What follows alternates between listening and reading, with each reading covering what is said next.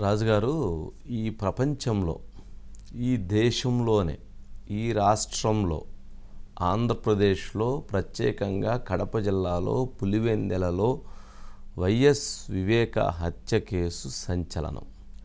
ప్రపంచం నుంచి పులివెందెల వరకు కూడా ఈ కేసు సంచలనమైనటువంటి కేసు. ఈ కేసులో రెండు అంశాలను మనం గమనించాలి. సరే, ఒకటి, వైఎస్ షర్మిల మా అన్నకు ఓటేయొద్దు, మా అన్న మోసం చేశాడు, కాంగ్రెస్ పార్టీకి అన్యాయం చేశాడు, మా అన్న ప్రజలను మోసం చేశాడు, మా అన్నకు ఓటేయొద్దని వైఎస్ షర్మిల ఒకవైపు తిరుగుతూ ఉంది. మరొక వైపు వైఎస్ సునీత మా జగనన్నకు ఓటేయొద్దు, మా జగనన్న పార్టీ వైఎస్ఆర్సిపి పార్టీకి ఓటు వేయొద్దు అని తాను ఈరోజు స్టేట్మెంట్ ఇచ్చింది ఢిల్లీ వేదికగా. ఢిల్లీలోని కాన్స్టిట్యూషనల్ క్లబ్లో ఈరోజు ప్రెస్ కాన్ఫరెన్స్ పెట్టి మరీ మా జగనన్నకు ఓటు వేయొద్దు అని చెప్పింది. షర్మిల గారు గత నెల రోజులుగా మా అన్నకు ఓటు వేయొద్దు అని చెబుతున్నారు. చెల్లెలు కూడా వచ్చి మా అన్నకు ఓటు వేయొద్దు అని చెప్తుంది. ఏంటి అసలు ఇది ఆశ్చర్యం? ఒక ఇంట్లో ఉన్నటువంటి ఇద్దరు చెల్లెళ్ళు ఇద్దరూ కూడా మా అన్నకు ఓటు వేయొద్దు అని చెబుతున్నారు.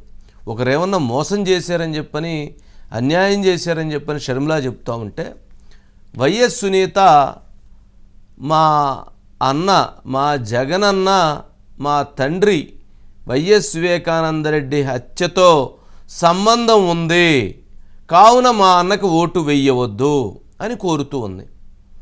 ప్రజా కోర్టులో తీర్పునివ్వండి అని ప్రజలను కోరుతుంది. ప్రజా కోర్టే మాకు న్యాయం చెయ్యాలి అని కోరుతుంది. సిబిఐ జ్యుడిషియరీలో మాకు న్యాయం జరగటం లేదు, కావున మాకు ప్రజా కోర్టే, ప్రజలే మాకు రక్షించండి, ప్రజలే కాపాడండి, ప్రజలే న్యాయం చేయండి, ప్రజలే ధర్మాన్ని నిలబెట్టండి, ప్రజలే నా పోరాటానికి అండగా నిలవండి, ప్రజలే మా తండ్రి ఆత్మకు శాంతి చేకూరే విధంగా తీర్పును ఇవ్వండి అని వైఎస్ సునీత